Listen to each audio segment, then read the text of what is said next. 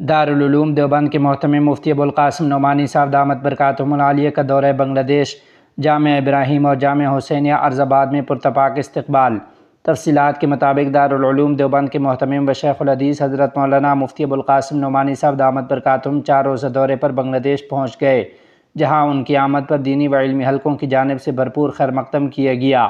دورے کے دوران انہوں نے مختلف دینی و علمی پروگراموں میں شرکت کی، جبکہ جامعہ ابراہیم، سائن بورڈ اور جامعہ حسینیہ اسلامیہ ارض آباد میں ان کی آمد اور علماء سے ملاقاتیں خصوصی اہمیت کی حامل رہیں۔ حضرت مفتی ابوالقاسم نعمانی صاحب دامت برکاتہم العالیہ منگل کے روز نئی دہلی سے ڈھاکہ پہنچے۔ ڈھاکہ آمد کے بعد وہ جامعہ ابراہیم سائن بورڈ تشریف لے گئے، جہاں اہل جامعہ نے ان کا پرتپاک استقبال کیا۔ جامعہ ابراہیم کے پروقار علمی ماحول میں دارالعلوم دیوبند کے محتمم و شیخ الحدیث کی آمد پر اہل جامعہ کی جانب سے خوشی اور مسرت کا اظہار کیا گیا۔ اس موقع پر ان کی علمی شخصیت، تقویٰ، تواضع اور دینی خدمات کو سراہا گیا۔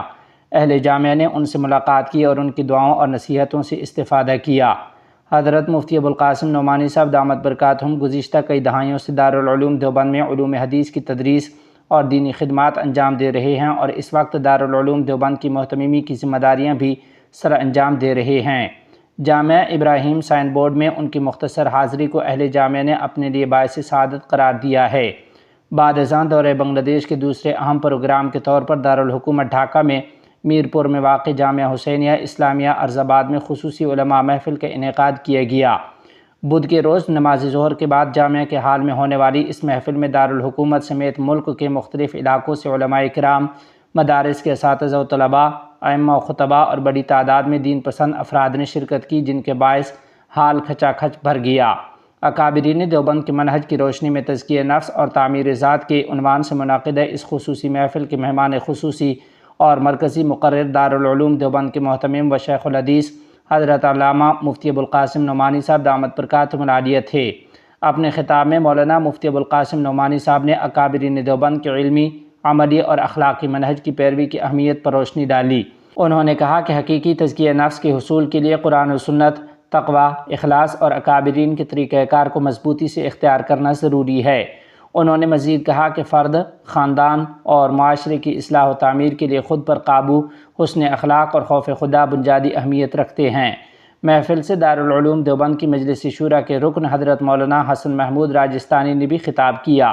انہوں نے بنگلہ دیش کے علماء کرام اور دینی تعلیمی اداروں کی خدمات کو سراہتے ہوئے دارالعلوم دیوبند اور بنگلہ دیش کے درمیان تاریخی تعلقات کو مزید مضبوط بنانے کی امید ظاہر کی ہے۔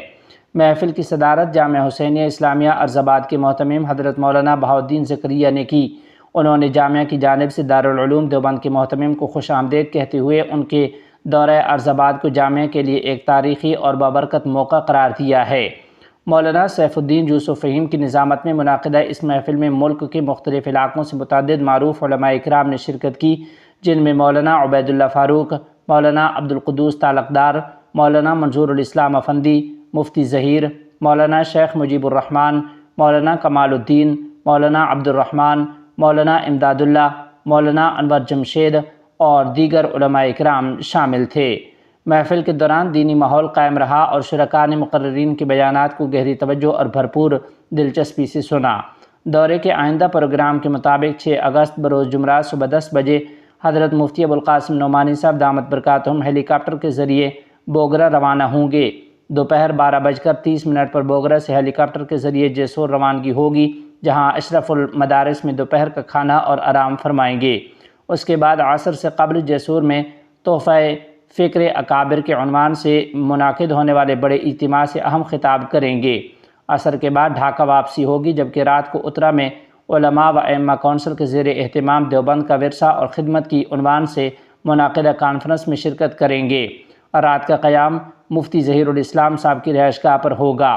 دورے کی آخری روز 7 اگست بروز جمعہ حضرت مفتی ابوالقاسم نعمانی صاحب دامت برکاتہم دارالحکومت ڈھاکہ کی قومی مسجد بیت المکرم میں نماز جمعہ ادا کریں گے اور خطبہ جمعہ ارشاد فرمائیں گے۔ بعد ازاں شام 4:30 پر شاہ جلال بین الاقوامی ہوائی اڈے سے انڈیگو ایئر لائنز کی پرواز کے ذریعے دہلی روانہ ہوں گے، جس کے ساتھ ان کا 4 روزہ دورہ بنگلہ دیش اختتام پذیر ہوگا۔ مدارس کو دہشت گردی کا اڈہ قرار دینا فرقہ پرستی اور تعصب کی انتہا۔ جن کے پیشواؤں نے انگریزوں سے معافی مانگی وہ آج مدارس پر دہشت گردی کا الزام لگا رہے ہیں۔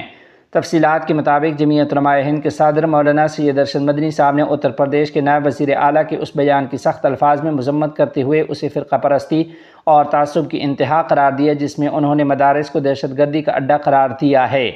مولانا سید ارشد مدنی صاحب نے کہا کہ ایک آئینی عہدے پر بیٹھے ہوئے شخص کا اس طرح کا غیر ذمہ دارانہ اور اشتعال انگیز بیان ایک طرف جہاں اس عہدے کی توہین ہے، وہیں یہ ملک کی عظیم علمی و دینی روایت اور تاریخ کے ساتھ ساتھ اس آئین کی بھی سراسر توہین ہے جو ملک کے تمام شہریوں کو یکساں حقوق فراہم کرتا ہے اور اس بات کی وکالت بھی کرتا ہے کہ تمام شہریوں کے ساتھ یکساں سلوک کیا جائے اور ایک دوسرے کے مذاہب اور اس کی روایت کے احترام بھی روا رکھا جائے۔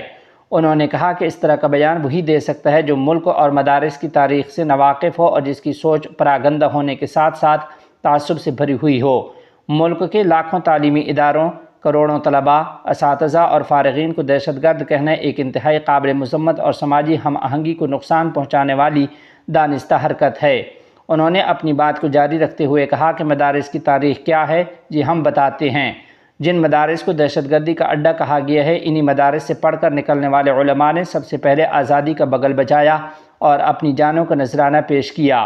انہوں نے پھانسی کے پھندوں کو ہنستے ہوئے چوما، جلا وطنی کی زندگی برداشت کی، طویل قید و بند کی صعوبتیں سہیں اور انگریزوں کے مظالم اور جبر کو برداشت کیا، مگر انہوں نے انگریزوں کے سامنے جھکنے سے انکار کر دیا چونکہ انہیں اپنی جان سے زیادہ وطن کی آزادی محبوب تھی۔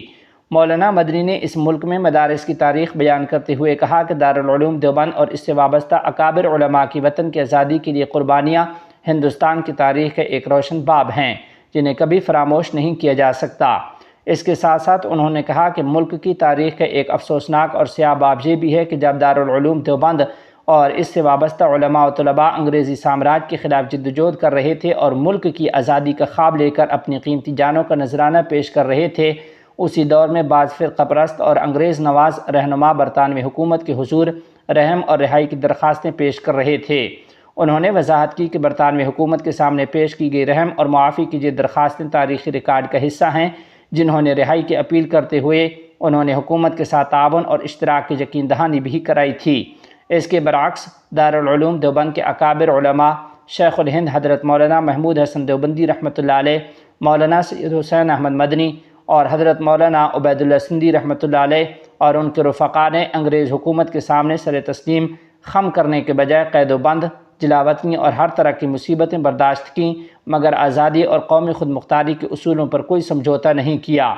یہی وجہ ہے کہ ہندوستان کی تحریک آزادی میں علماء اور مدارس کی خدمات تاریخ کے روشن ترین ابواب میں شمار کی جاتی ہیں۔ مولانا سید ارشد مدنی صاحب نے کہا کہ انتہائی افسوس کا مقام ہے کہ انتخابی اور فرقہ وارانہ سیاست کے لیے مسلمانوں کے ساتھ ساتھ مدارس کو بھی مسلسل نشانہ بنایا جا رہا ہے۔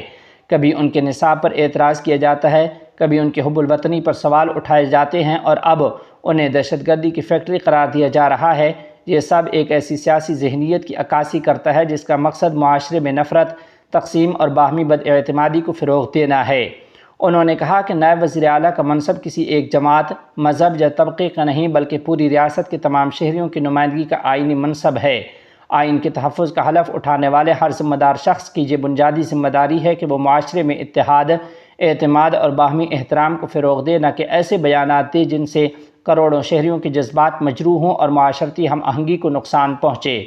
آخر میں مولانا ارشد مدنی صاحب نے کہا کہ ہم نفرت کا جواب نفرت سے نہیں دیتے، لیکن تاریخ کو مسخ کرنے، مدارس کو بدنام کرنے اور مسلمانوں کے خلاف نفرت پھیلانے کی ہر کوشش کی بھرپور اور مؤثر انداز میں تردید کرتے رہیں گے، کیونکہ مدارس ہمارا دین ہے، دنیا نہیں۔ ہندوستان کی اصل طاقت نفرت، تقسیم اور بے بنیاد الزامات میں نہیں بلکہ اس کے آئین، انصاف، جمہوری اقدار، مذہبی آزادی، بھائی چارے اور آزادی کی مشترکہ جدوجہد کی تابناک روایت میں مضمر ہے۔ یہی ہماری قومی شناخت ہے اور یہی ملک کے روشن مستقبل کی ضمانت بھی ہے۔